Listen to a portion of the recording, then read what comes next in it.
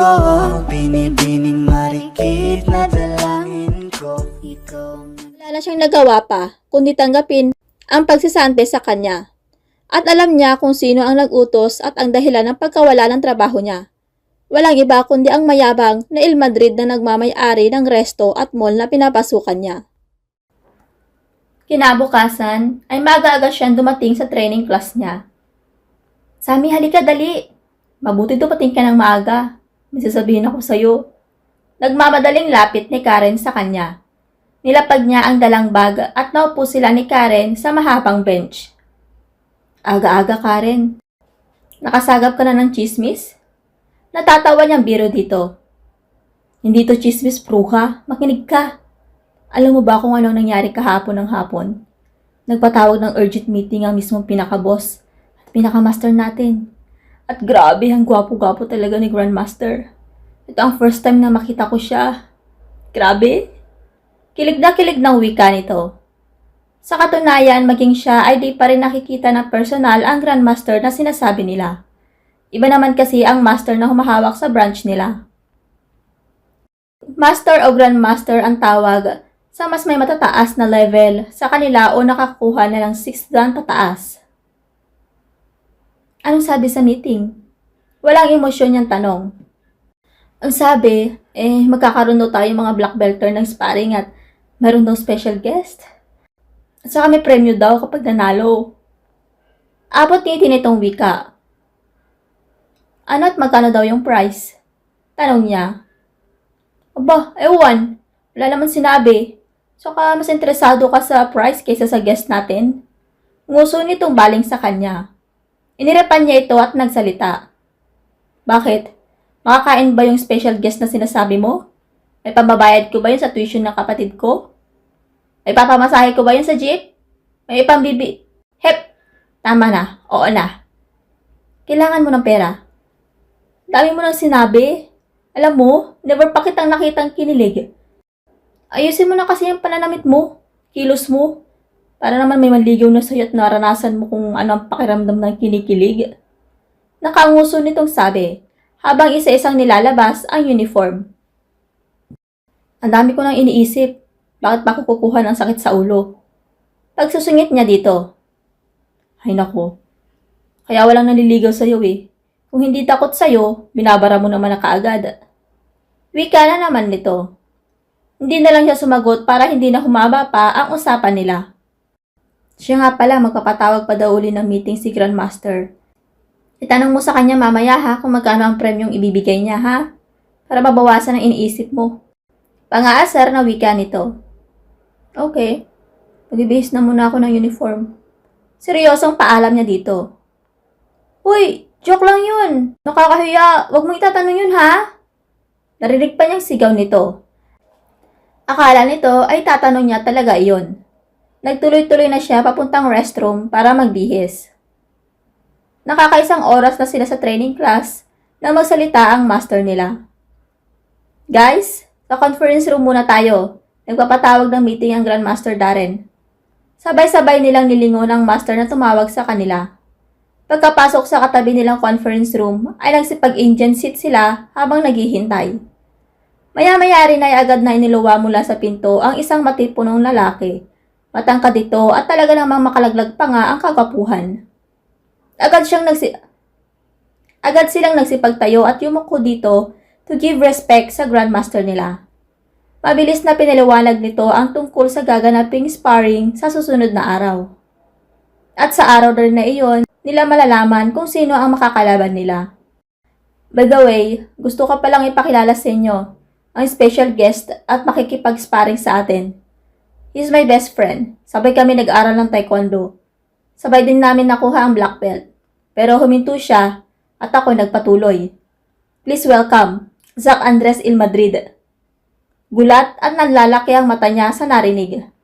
Napalingon sila sa lalaking papasok habang pumapalakpak ang lahat maliban sa kanya. Hindi siya makakilo sa kinalalagyan niya. Mataman pang nakatitig ang mayabang na lalaki sa kanya na may nakakaasar ng ngiti. OMG, grabe. Ang gwapo din pala ng best friend ni Master. Kilig na wika ni Karen. Tulala pa rin siya. Hindi niya akalain na sa lahat ng magiging best friend ng Master Darren nila ay ang ugok na lalaking ito. Sigurado siyang siya ang pakay nito kung bakit naandito ito. Nabigla din siya dahil isa rin pala itong black belter. Kaya pala, nang sipain niya ito ay hindi man lang ito natumba sa lakas ng pagkakasipa niya. Marami pang sinabi si Master Darren sa kanila, pero wala na siyang naintindihan dahil sa pagkabalisa. Paano siya makakapag-concentrate sa pakikinig kung ramdam na ramdam niya ang titig na pinupukol sa kanya ng binatang Il Madrid? Okay, we are done here. Sige na, magsipaghanda na kayo para susunod na gaganaping sparring. Huling sabi ng master nila. Nagtayuan na muli ang lahat at pagkatapos ay nagbigay galang muli dito. Isa-isa na rin lumabas ang mga kasamahan niya. Miss Samantha Gonzalez, maiwan ka na muna. May gustong sabihin sa'yo si Zack. Pigil ni Darren sa kanya at nauna na itong lumabas. Naiwan siya ngayon dito kasama ang mayabang na ugok na ito. Pinakatitigan siya nito muli parang kinakabisa ang kanyang muka. Pwede ba? Itigil mo niyang pagtitig sa akin. Gusto mo rin ba akong maalis dito? Tulad ng ginawa mo sa fast food chain na pinapasukan ko? Matigas niyang wika. Nakikipaglaban ng titigan dito. Maganda ka pala kapag walang sombrero. Pag-iiba nito sa sinabi niya. Hindi naman kasi siya pwedeng magsombrero habang nasa klase. Ikaw ang nagpatanggal sa akin sa resto, di ba? Ikaw din ang may pakana ng sparring na to. Ano ba talagang gusto mo, ha? Nagpipikil galit niyang sigaw. Alam mo kung anong gusto ko. Pero bibigyan kita ng deal para hindi naman unfair sa'yo. Ngisi nitong sabi. Sinabi ko na sa'yo, ayoko. Maghanap ka ng iba. Pinalalakihan niya ito ng mata, tutol pa rin siya sa gusto nito. Kapag nanalo ka bukas laban sa akin, titigilan na kita. Ibabalik kita sa trabaho sa Easy Dine. At hindi na kita kakasuhan. Kapag natalo ka naman at nanalo ako, magpapanggap kang girlfriend ko. At kapag tumanggi ka sa gusto ko, maaalis ka dito. Hindi ka na makakabalik sa Easy Dine. At kakasuhan kita. Natigagal siya sa narinig na mga sinabi nito. Bakit ba akong kinukulit mo, ha? Marami naman diyang iba eh. Bakit ako pa? Pigil-pigil ang galit sa kanyang salita. Because I'm safe with you. That's it. Hindi ako mai-inlove sa tomboy at bata. Hindi ka na pala bata. Ngisi nito at pinasadahan pa ng tingin ang dibdib niya pababa sa iba pang bahagi ng katawan niya. Nag-igting ang bagang niya sa ginawa nito. Stop staring at me. Nagmumukha kang manyak. Basag niya dito. Alam mo bang sa titig kong to nakukuha ko ang mga babae?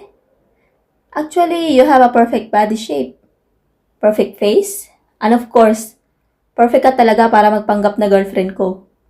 Safe akong hindi mai-inlove sa'yo. At sigurado akong pagsisolosan ka niya. Lalo nito ngisi. Nagtataka siya kung bakit alam ng ugok na ito na maganda ang hubog ng katawan niya, samantalang nakasuot siya ng dobok na uniforme nila. Hindi ako nakikipagbiruan sa iyo, Mr. Il Madrid. How could you do this? Kayang-kaya mo magbayad para may magpanggap na girlfriend mo. Pero sa akin mo pinipilit ang ayaw kong gawin. Diin niyang wika. Bakit nga ba ayaw mong gawin? Natatakot ka bang may love ka sa akin? Pangaasar muli nito. Hindi mangyayari yun. That's my deal. Sa ayaw at sa gusto mo, makakalaban kita. Magsanay kang mabuti para matalo ako. It's your chance para bumalik na sa tahimik ang buhay mo. Hindi ka naman siguro dehado sa laban. Matagal akong nahinto sa taekwondo at di umabot ng second dan tulad mo. Biglang wika at putol nito sa sinabi niya. Sobrang lapit pa ng mukha nito sa kanya. Good luck, babe. Pagbutihan mo dahil hindi kita pagbibigyan sa laban natin. Bulong pa nito sa punong tenga niya at nagtayuan ang mga balahibo niya sa batok. Naiwan siyang tulala at hindi nakapagsalita. Tanging malakas na kabog ng dibdib lang niya ang naririnig. Maaga siyang nakauwi dahil wala na rin naman siyang trabaho sa resto. Nagtaka naman ang nanay niya. Pero sinabi lang niya ditong kumuha siya ng sick leave. Ayaw niyang mag-alala ito. Nagpaliwanag na rin siya sa nanay niya yung tungkol sa pag-imbita ng mga pulis sa kanya. Sinabi niya ditong naareglo na at tapos na ang problema. Kahit na ang totoo ay lumalala pa. Mga suki, halina kayo, sariwa pa. Bangus, mga suki, bangus. Alok niya sa mga customer. Andito siya ngayon, tinutulungan ang nanay sa pagtitinda at pinagpahinga na lang niya ang nanay niya sa bahay nila. Uy, Sammy! Kamusta ka na? Akala ko nakakulong ka na. Hindi pa pala, sayang. Nangaasar na wika ni Marites sa katabi niyang pwesto. Ang bilis lang talaga kumalat ng balita sa lugar nila. Di na lang niya ito pinatulan. Di niya maintindihan kung bakit ganoon na lang ang galit nito sa kanya. Samantalang wala naman siyang natatandaang naging kasalanan dito. Darling, mabuti naman nakauwi ka na. Namiss kita eh. Nag-aalala ko, akala ko talaga ipapakulong ka na nung mistisong aso lang mata. Ngising pangasar ni Kado na nasa harapan na niya. Umalis ka dyan, Kado. Natatakot lumapit ang mga customers ko dahil sa itsura mo. Seryoso at madiin niyang wika dito. Habang nagwiwisik ng tubig sa paninda niya. Alam mo, Sammy, hindi naman mangyayari yun kung hindi ka nagmamatigas na maging girlfriend ko. Naputo lang sasabihin nito nang malakas niyang tinarak ang butcher knife sa sangkalan. Tamang-tama, bagong hasa lang ng butcher knife ko. Mas maganda siguro kung karne ang hinihiwa ko kaysa sa isda. Ano sa palagay mo, Kado? Kunwari ay inosente nitong tanong. Syempre mas maganda kung isda. Malambot ang tinik kaysa sa buto. Sige Sammy, may lakad pa pala ako, nakalimutan ko. Mag-ingat ka ha, baka may maihagis na namang wallet dito sa pwesto mo. Pangasar pa rin ito at saka tuluyan na ngang umalis. Tiningnan na lang niya ito ng masama habang papalayo. Nahagip pa ng tingin niya si Marites na nakataas ang kilay na nakatingin sa kanya. Ikaw Marites, ano sa palagay mo ang mas magandang hiwain? Isda o karne? Malaman niyang sabi. Agad naman nawala ang pagsusungit nito at napalitan ng kaba. Syempre isda. Isda paninda mo eh. Utal nitong turan at mabilis nang nagtawag ng customer. Napabuntong hininga siya. Ganito ang buhay na meron siya.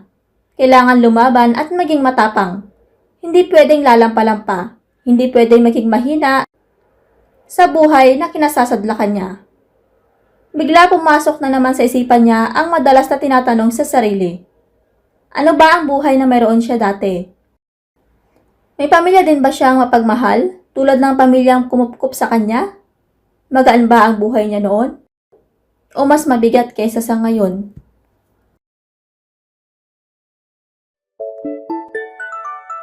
Ikaw ang binibining na ninanais ko, binibining marikit na dalangin ko. Ikaw ang nagbigay ng kulay sa aking mundo. Sana ay panghabang buhay na